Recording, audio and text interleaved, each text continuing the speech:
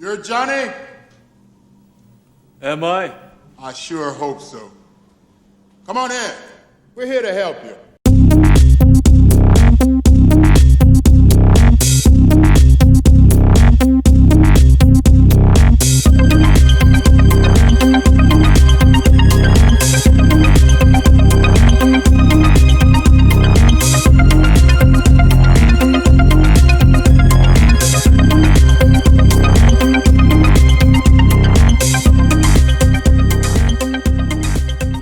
So, Matt, here we are, a winter special. You wanted to do some specials, and my question to you is, how's this any different from an episode? What makes this special a special, other than it's not in one of our seasons? Absolutely nothing. Okay, that's cool. Johnny Mnemonic, your choice of film for this special. Tell us why. Tell us why you chose Johnny Mnemonic. Because I thought having a film with Keanu Reeves in while The Matrix is out would be algorithmically beneficial. Nice use of the word algorithm. And because, well, I've been meaning to watch it for a while, and I turned it on, and it opens up with an open crawl, which uses the word InfoWars, talks about a disease, a pandemic of a disease, although it probably wouldn't be a pandemic because it's not a virus or anything like that. I don't know what covers that word. Anyway, a pan malady.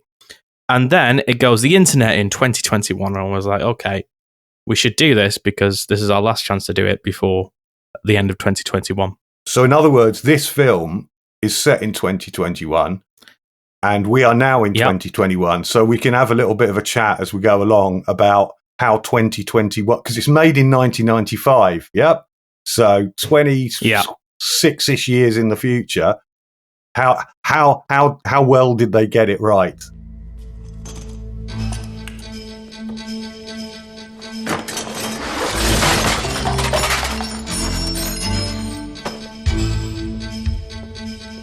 I need a Sinologic 16, Sogo 7 data gloves, a GPL stealth module, one Burdine intelligent translator, and Thompson iPhones.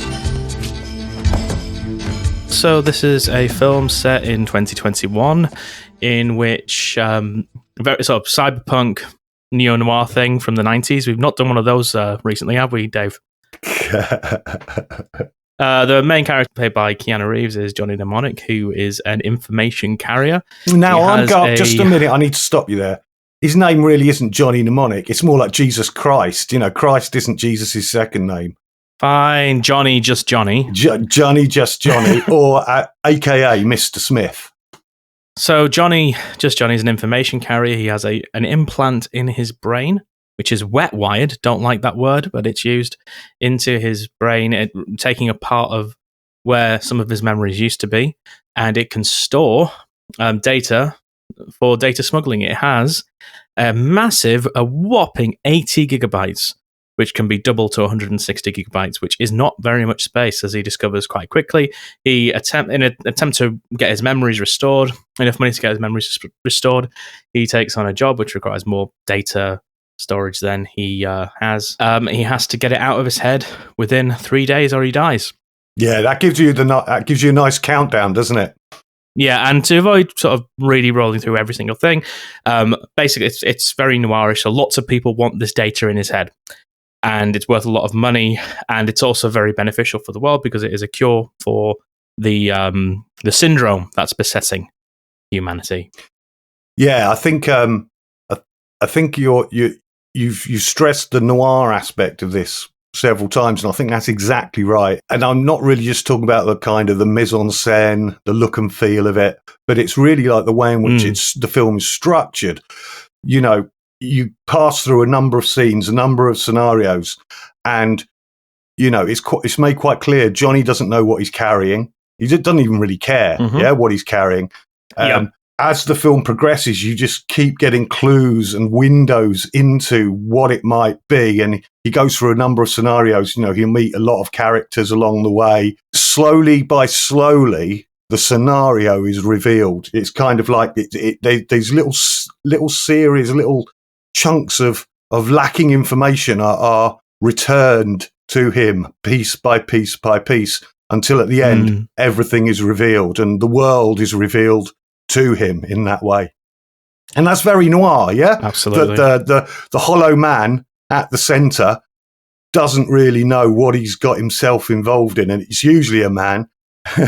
That's why I gendered it. It's usually a man, and the whole process of the film is about filling in these blanks and discovering the world. It's very different than in an action movie in that way, where everything's given up front and you've got a jewel to get you to the end, and loads of jewels. Here, it's more structured around the process of revealing the world step by step by steps, and that's very noirish. So, yeah, it's a noir film. It's a noir film to its very bones. I loved it. I'd never seen this film back in the day, and it occurred to me, and I thought, you've given us a lot of 90s films, as you kind of alluded to a little bit earlier. And I hadn't seen many of them, and I realised it's my lost decade. That's the subject for a very different podcast than this. But I didn't see much films or much telly or anything during that decade.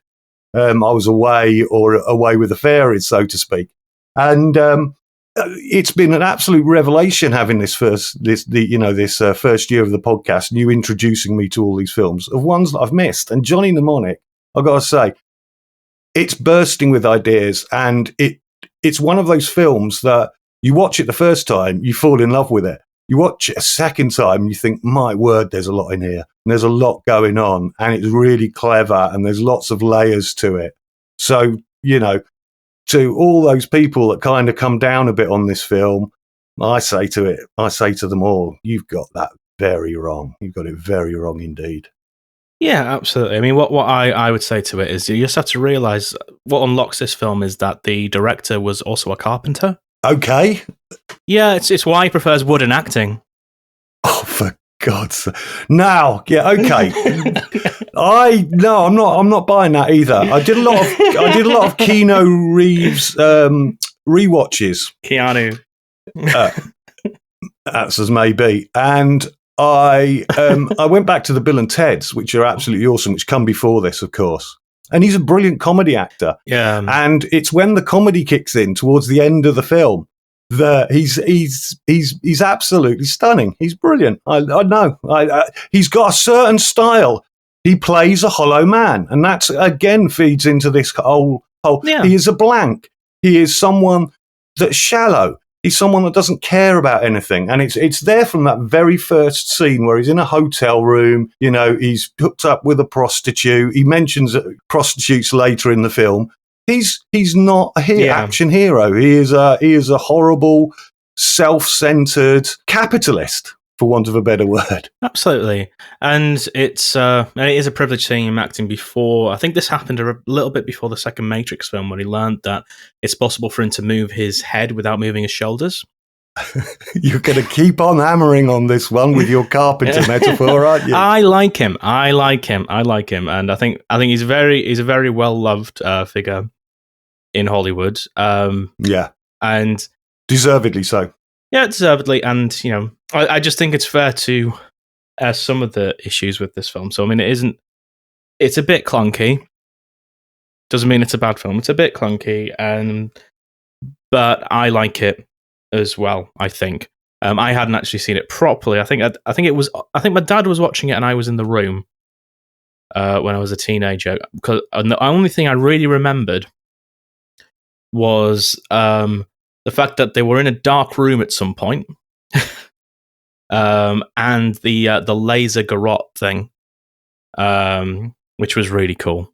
I really liked the laser garrote thing. Yeah, that's what I mean. Bursting with ideas. There's tons of stuff in there. I mean, just on those things. Did you notice the mention of there's 1996 of an iPhone? It's EYE. I don't mind. It's an iPhone, Thompson iPhone. How do you know it's spelled like that? Did you get the script? Subtitles. I like the idea, the whole virtual world and the way in which kind of locked into it and navigates it with all of the sort of like the glasses on and these things on his hands and stuff like that going through. All of that was awesome. The CG sequences in this were amazing. I think they really stood up because they're unlike a lot of like mid-90s CG.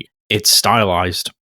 It doesn't actually have to look realistic. So they were able to just go a little bit freer and use what the technology could do rather than fighting with it to make it do something that it can't do. So how do you fit all that shit in your head anyway? Must have been pretty good at memorizing, huh? Implant. Wet wired. I had to dump a chunk of long-term memory. You had to dump a chunk of what? My childhood. Your childhood. Really? All of it. You can't remember a thing. Maybe there's some residual traces. Every now and then there's something, but I can never hold on to it.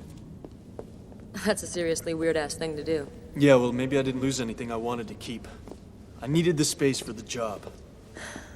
Well, you got parents and stuff? You got parents and stuff? Yeah. Once. But I haven't seen them in years. Yeah. Anyways, I don't think about it much, okay? Well, what do you think about? When you're alone. I think I want to get out of this rat hole. I want to get online. I need a computer! Shall we have a chat about how close it was to 2021 in terms of stuff that it predicts? Yeah, go on. Well, first, let's talk about the phrase InfoWars, because this film is full of conspiracy theories. I think it is fair to say that the most important economic property at the moment, for as long as there's still oil, is information, or at least we could say that the economic power of information has massively increased. I think that's true. The need to surreptitiously transfer files. I mean, in the end, we sort of went with encryption rather than storing them and sort of delivering them in a James Bondy sort of way. Although it is worth mentioning that my phone has got more storage than Johnny Mnemonic's head, which I think they could have done better at. I think, but by using Moore's law. But I think if they'd said something like 3 petabytes, it probably would have sounded silly at the time. Grand conspiracy theory that is Mark Zuckerberg's metaverse, which is this mad thing that he's just announced about 2 weeks ago at the time of recording, which basically is just Johnny Mnemonic's depiction of the internet as something that you interact with VR visually, and there are visual representations to the things that you're doing and the sort of three-dimensional visual metaphors to what you're doing rather than the predominantly text-based internet that we have today. So they may be about 5 years behind that, but Zuckerberg seems to want to make that happen. Whether it actually will or not I don't think it will, because it certainly doesn't look anywhere near as convenient as a real iPhone. Needing all of that kit. Oh, and obviously the disease, the virus thing, not the virus, whatever it was. It's called the nerve attenuation syndrome. The black shakes. The black shakes. Makes it sound very piratey. They call it different things. They call it a plague at some point, and we don't really know what it is. I mean, we're in the thick of it. It's kind of. Oh, that's it. Of course, we get told. Yeah. We get told what it is. It's 5. This is the 5G conspiracy theory. I forgot to write that down. Electromagnetic waves cause us to be sick. And this is told to us by Spider the Doctor. When we're in the Spider's lair, he gives us this really Henry Rollins. Yeah, Henry Rollins, who I absolutely love as a recording artist. It was great to see him in this. We get to he calls himself, or he's called, a flesh mechanic. But he says it's caused by tech. He just walks around the room, points this and this and this and this. And it's this technology, background technology, that is kind of like infecting people and overwhelming people. But you also get the sense of it's because Jane, we haven't mentioned Jane yet. Jane falls in with Johnny in a wonderful scene which mixes opportunism with trying to get back at somebody who's kind of ignoring her, a bit of spite and money. She's been kind of augmented in some way. We've got these ideas of augmented humans. It happens with the street preacher as well. There's not a there's not a human bone in his body kind of thing. And you get the sense that it's not simply just because technology's out there, it's because it's in us as well. And there's something like, I think they leave it open and loose enough, right? That it becomes an interesting concept without it just being dismissible as, that old, every G we've had, it's got increasingly louder. But you're right. My view would rather be the opposite, that these conspiracy theories that we've got now around this kind of stuff are fed out of fiction like this, which is trying to explore something conceptually. Yeah. And there's a literalism in the world amongst these conspiracy theorists. Yep. Who don't see these things as metaphors and ways of thinking about technology and our being in the world, right? But take them very, very literally. Yeah, and then make a conspiracy theory out of them. In other words, it's just dumb knowledge rather than any kind of like critical engagement with actual technology. That would be my view. I mean, I would take the opposite view, I guess, but I mean, really, it's probably a dialectic, by which I mean it's the fictional and then the actual conspiracy theories sort of co-constitute each other. They happen at the same time, like a chicken and an egg sort of thing. Yeah, I actually tried to find when these conspiracy theories first turned up. So there's, the two major ones are the electromagnetic wave conspiracy theory and the big pharma conspiracy theory. And they both seem, I couldn't really find a definite date, but it seems like they arrive in the 90s as well. Don't know if we could say that Johnny Mnemonic caused it. If so, following your logic, if that is the case, then there's a huge body count to this film.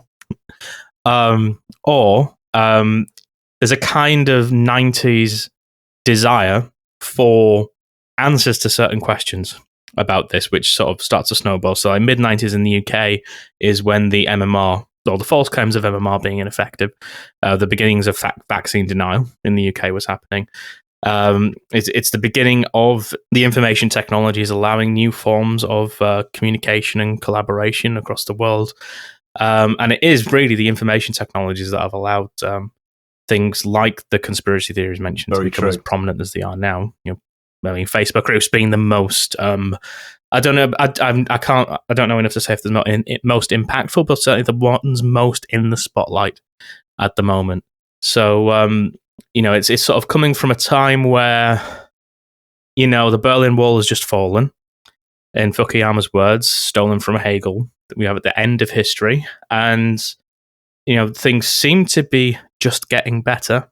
To refer to the Blair campaign, which is only a couple of years after this, in the UK, obviously Clinton already in office in the US.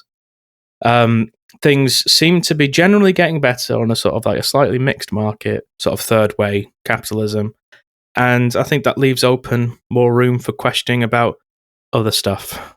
So as no longer questioning about how much food you have on your plate, so much you can start questioning about maybe they've got a cure for cancer somewhere and they just want the money, and things start to get a little bit more taken out of reality. So I'd say the film, like the conspiracy theorists, is asking certain questions about where are we going. This is a bit slightly before my time. I was alive, but my understanding is a big part of the third way was that Marshall McLuhan sort of or at least understanding of the information technology is going to be the key thing. So this is an interesting meditation of what would happen if we still have, from an American perspective, if we still have no free healthcare, we still have private healthcare companies for profit, medicine being for profit, I should say. The technology did cause a condition, and they could cure it or they could treat it. What would they do? And I think that's a fair question to ask. It's just, you also need facts. And in this world, it's factually true. Yeah, whereas in the real world, it's the literalism in the real world that I have a problem with regard to fictional worlds, as if they're supposed. The idea is quite prevalent now that an image on a screen is a representation. In other words, it just represents the world. Whereas the idea of what happens in fiction, and particularly sci-fi, which is, why let's make this point completely clear. One of the reasons we wanted to explore sci-fi is because it is thinking outside the terms of representation. It can't be mistaken, shouldn't be mistaken for representation, because it's 1 minute, 1 hour, 1,000 years into the future. It's a different take, another view, an experiment. Every sci-fi film is an experiment in thought. so to speak. So yeah, I mean, I think your reading is far more subtle than mine, but I agree with every word. I think you've kind of given the genesis of what I wanted to talk about, this literalism in the world. You talking about that sort of made me think about it again and again, just looking back at the show that we've had in terms of the podcast. Don't think about the year that we've all had. No one do that. Think about the podcast. The podcast was fun. I mean, there's a category error, sort of this sort of like conspiracy theories are very narrative driven, and whereas in a film or in a book, things happen in those worlds according to a logic of narrative. It's like Chekhov's gun. If the revolver's there in the first act, it's going to get fired, and we get irritated when these things don't happen. So within Johnny Mnemonic, you're told at the beginning, here's a front crawl of a bunch of things that are happening, and they're all going to be logically related somehow. That is how the story is going to play out, whereas the world doesn't work like that. The world doesn't have any narratives that we don't create ourselves. So they attempting to create an enemy that is acting in a clandestine way to make the world worse, which ultimately all conspiracy theories come down to. We all know which so-called faction of people it always ends up being in conspiracy theories. It comes out of a very misguided attempt to believe that the world makes sense in the way that films make sense. Because they don't. I think Zizek says somewhere, the biggest argument against the conspiracy theory is that non-vote leaders know what they're doing. Yeah. All there is interests and people failing ultimately to defend interests in the most optimum way. So power and interest, and that's it. There's no grand plan. There's just people. I mean, the ultimate thing with politics today is everything is short term. Maybe it's always been like that, but it's particularly harmful now. So what does cause it? What causes it? The world causes it. This causes it. This causes it. This causes it. Information overload. All the electronics around you poisoning the airwaves. Technological fucking civilization. But we still have all this shit because we can't live without it. Let me do my work. So, I having watched the film twice, I've already done my homework this time. I've watched it twice. And I actually read the short story. Right, okay. So that's an interesting thing. And it was interesting. It's from a lot earlier, so it's from the very early 80s, the short story, with the film being obviously mid-90s. What's remarkable is how much stuff they've crammed into this film. So things that weren't in the book. The whole disease thing. I mean, the Yakuza are in it, but it's just this. It's just some information the Yakuza want. So that whole big pharma subplot's not there. Instead of it being like he plugs into the device and it sort of gets uploaded like it's a USB stick, it actually goes into a trance and then speaks in like an encrypted computer language for a bit. He sort of basically checks out and his body gets taken over by the program. It made me think of tapes, like data recorder cassette tapes, as the way that we used to transmit programs on home micros in the 80s. Sort of like there's like a computery sounds come out of him. You don't actually get a description of them because he's never actually witnessed it because he blacks out during it. So I thought that was an interesting change. All that stuff about the internet wasn't there. Probably a big part of it being that the internet hadn't been invented yet in the early 80s. Although it was certainly conceivable because I think they were working on it. The biggest thing that I was so surprised was actually in the story was the Dolphin Jones.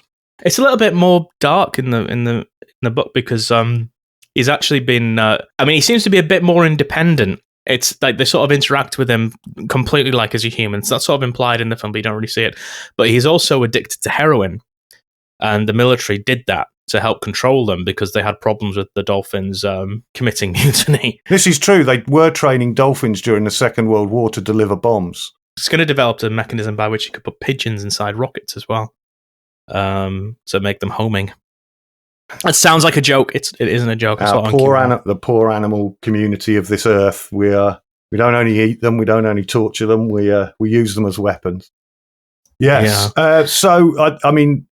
The dolphin thing that's in the short story that surprises me. I was wondering, the way in which it's hooked up, the connection to Minority Report, kind of does seem to me as though it goes back to. Some of these are tropes that are in sci-fi. The idea that you need to pass stuff through bodies in order. I think that's in Minority Report as well, which of course comes from another source novel, which is older than this. Okay, but you did list a lot of things that the short story didn't have. So it goes to show And it's worth mentioning that you didn't actually mention the name of the writer, which is William Gibson. And he also wrote the film. So in a sense, what you can see here is him coming back to his work, 10, 15 years later. You sure he wrote the film? Yeah. He wrote the screenplay. I'm sure he did. He comes back to the screenplay to rewrite it, given the more knowledge that we now have about the world and where it's heading technology wise. Yep, no, you're right. Did the screenplay. Okay, so that makes it even more interesting. Dolph Lundgren's weird preacher cyborg thing isn't in the book. Having been in a room with Dolph Lundgren at a sci-fi convention, and he seemed very unhappy to be there, I've sort of noticed he doesn't always seem very happy in his roles. However, he looked like he was absolutely loving playing that part for whatever reason. I suppose it's just, as we're going on source material, it's worth saying that there's a longer cut of this film that was screened in Japan first off, about 10 minutes longer. And apparently most of the scenes got cut are the ones with him in it. And apparently he absolutely loved this role because it allowed him to show his range. And you can actually see those clips on the internet. Okay. If you check them out on YouTube. There was a lot more with Takahashi as well. Yeah, so another one of my great hero writer director from Japan, Takeshi Kitano, who's made some absolutely stunning films, lots of Yakuza films, but always very left field. He's not a mainstream filmmaker, but his films are incredibly enjoyable too. It's just, there's so many great people in this film, and while we're mentioning other people, we've got to mention Ice-T as J-Bone, as the low-tech HQ, runs Evan, which is the low-tech HQ. Ice-T was big at this time, and he was absolutely stunning in this film. So, yeah, brilliant. Listen up, world. This is the last blast from low-tech world headquarters. And believe this, we're going out with a bang, baby. So get your VCRs ready, because we got what you need. We got the cure to NAS. That's right, the cure to the black shakes, and it's coming to you live from the labs up at Pharmacom. And believe this, they did not want you to get this information. So here it is, coming at you, low-tech style.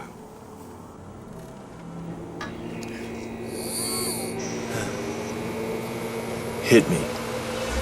So look, I want to propose something, right? So the film's called Johnny Mnemonic. We know what mnemonics are, system for remembering stuff. You know, my favourite one from a kid when I used to play guitar in a band was every acid dealer gets busted eventually, and that's reminded you of the guitar strings and how to tune them. And but I want to make a proposal. This film isn't about memory at all.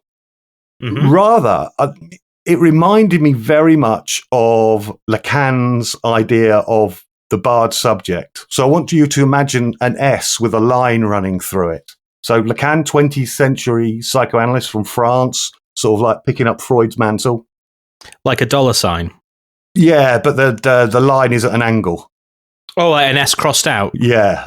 And, well, yes, indeed. It's reminiscent, as many people have said, of Heidegger's crossing out of the word being. And you could tell me if there's something other going on here with that afterwards, if you like. But it comes from a late 50s seminar when he introduces this term, the barred subject. Mm. And what he's really talking about is that the subject is barred from itself. It cannot understand itself. And there's a division of the subject. He calls it the divided subject. And it's worth mentioning, while Freud doesn't use the word subject in psychoanalysis, this kind of gets brought into theory a bit later on. It is a homophone for Freud's S, which is another word for the id. So, in other words, what Lacan's doing with this barred S is trying to explore the unconscious, and say the subject is barred from itself and is alienated from itself. And why this is really important and really got a Lacanian bent, so to speak. This alienation, this subject barred from itself, is not an accident. It's not a consequence of a system that we live in, an economic system out there in the world, but it's constitutive. It's constitutive of the human subject. So there's no escape. There's no resolving it. There's no wholeness that we can ever kind of like attract to. In other words, I am already other. This is another, and indeed, he also puts a strike through the capital letter A, autre for other in French. So, in other words, God is dead. The other doesn't exist.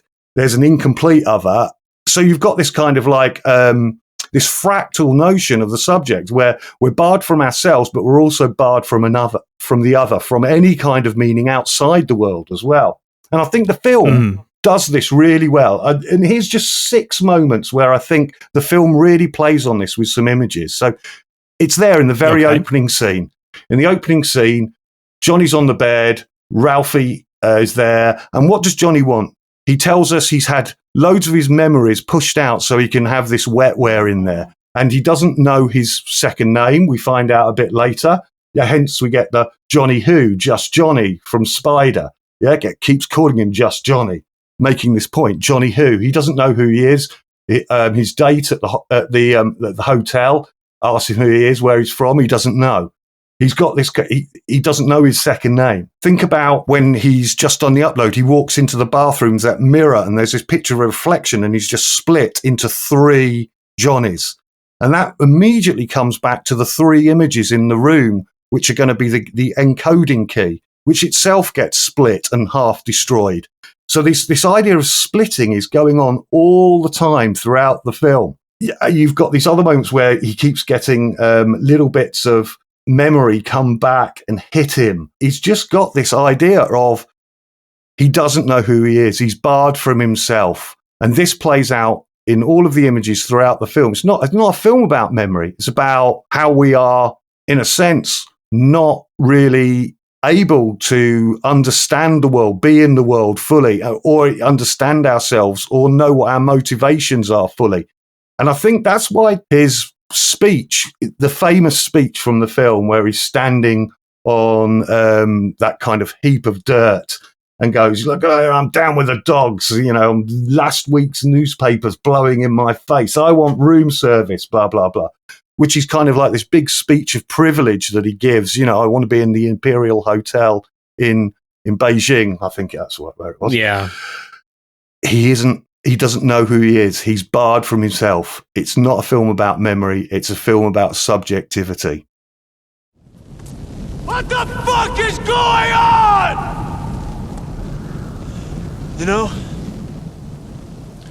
All my life, I've been careful to stay in my own corner. Looking out for number 1, no complications.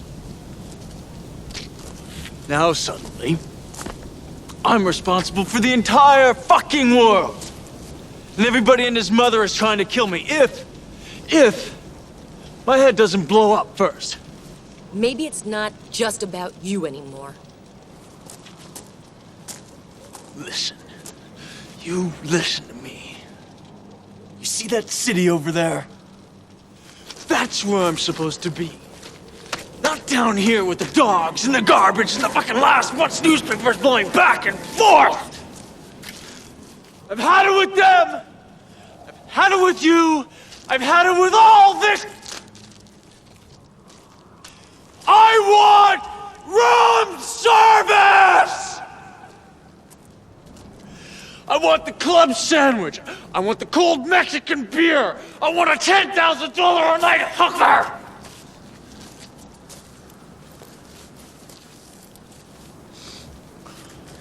I want my shirts laundered.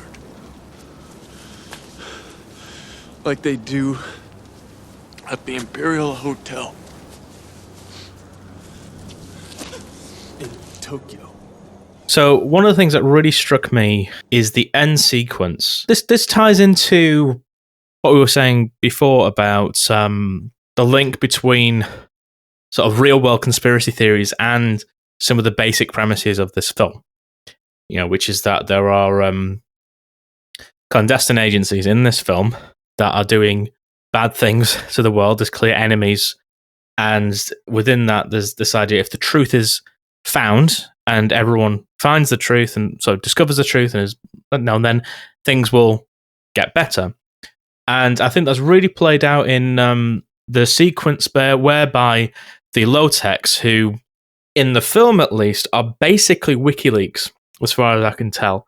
So the idea is that information comes to them. So like, the name would suggest that they are anti-technology, but they're actually using technology to transmit things. And he talks about VHSs at one point, didn't he? He talked about we transmit via VHS, old school style. Yeah, so it's sort of, they're using it's kind of low tech. They're using more basic technologies. They transmit through televisions and things like that. So yeah, so you get this sequence where they're about to finally transmit the cure to everyone. So and J-Bone sort of says, "Look, get your VHSs ready to record this. This is the truth that's coming out, and it's a single synchronous transmission. So you better hope that someone with the skill to do something about it has got their VHS ready at 2 seconds notice." VCR. The revelation of technology is a good in itself. That somehow we're enriched by it. In academia, we've got a debate about open access, which has been just a standard practice in the sciences for quite a while, which is that it is better for science if there are no paywalls in order to access data and research and things like that. In the humanities, it gets a little bit odd because it's not clear why having free access to an obscure secondary source essay on Derrida is helpful to the average person. But there's just a sense that the information must be available to everyone. Everything must be as accessible and open and available and constantly standing in reserve for everyone. And Heidegger's philosophy of technology really indicates this as starting to happen in the information age. And you kind of get this sort of visual display of that because people are reacting like this cure that's been transmitted, this thing that is essentially esoteric. You have to be not just a scientist, but a scientist of the required specialism within a specialism to find a transmission of a cure useful. The mere revelation of the information, to be able to do anything about that, or even understand what it is, to decode it in any way, you need to have certain knowledge and certain skills. But what we get is just ordinary people seeing it as though that is what's going to illumine and save the masses, when really what you need is medical scientists to go off and then spend ages. They probably take them weeks to even understand the data that they've been given and then produce the thing. But with this, what happens is the people see the disclosure of information, the truth is revealed, and then Pharmacor's headquarters sets on fire magically. We don't see what's happened there. I mean, presumably there's some sort of terrorist attack in response to the bad things, or maybe Pharmacor have burned down their skyscraper because they don't want to get subpoenaed for the information that's there. J-Bone guesses that the people from the streets have risen up because he's let the information out that Pharmacor have been keeping this information to themselves. But you're right, he's just making a supposition there. Yeah, but there's this kind of I think in a film the worst part of it is that it's a little bit underexplained, the ending of the film, but there's a logic there. Transferring that to the real world that we talk about conspiracy theories, the belief that all you need is the revelation of truth and everyone will stand up and respond to it is quite damaging and inaccurate in the real world. Things like, I don't know, think of the 2016 American election when that tape of Trump talking about sexually harassing women with proud tones and bragging about it. There was a sort of sense of, oh, well, now that everyone's seen that truth has been revealed, the bad thing won't happen and he won't get elected. Of course, he gets elected. Not easily, but he does get elected. Yeah, the truth just isn't that powerful. The truth requires some sort of knowledge and education on the part of people in order to even receive or understand the truth and have that motion within yourself to suddenly change the way you look at things. So I just found it interestingly awry, the end of the film, the message of the end of that film, that the truth will set you free. It doesn't. The truth is never enough. I love that reading. I love the reading where you're saying, the truth is just not that powerful. And sometimes, I'd go even further to say that people will see these moments where the truth is revealed as a lie in itself. I mean, how is it verified anyway? But I saw it in a sense very much like his return of memory. There's the two narrative closures of the film. Yeah, he gets his memory back, but that's a ruse, as I was talking about earlier. That's the ruse of the subject. And the other ruse is this ruse out there in the world, which is the bad other, the God is dead. And that return of this information to the world. I mean, I could narratively justify it by saying, think about all of those lost Doctor Who episodes that the BBC junked. And, you know, they were all recorded by people on their little tape recorders of television, orally at least, you know, and we got some clips filmed from television. And they eventually, when the big BBC, wanted this stuff back, it could be returned. It's almost like another function of the internet. He's put it out there, all of this information to so many different people that it can be pieced together again. It can be pieced together again in other words. So I could narratively justify it in that idea of a representation in a very literal way. But I think the point is a philosophical one. I actually think it's in a sense with you there, Matt. It's with you that it's calling that, just in the same way it's calling out the idea that, you know, of the bard subject, is calling out that there's something coming to save us, that this will resolve, you know, that letting this information out there will somehow solve the world. It won't. And I think the film's actually happy that you had that reading. I would say if Robert Longo heard that explanation and writer William Gibson heard that explanation you give, they'd point to you and go, Matt, you got us. That's it. That's what we wanted you to take away. I'm sure they'd say that.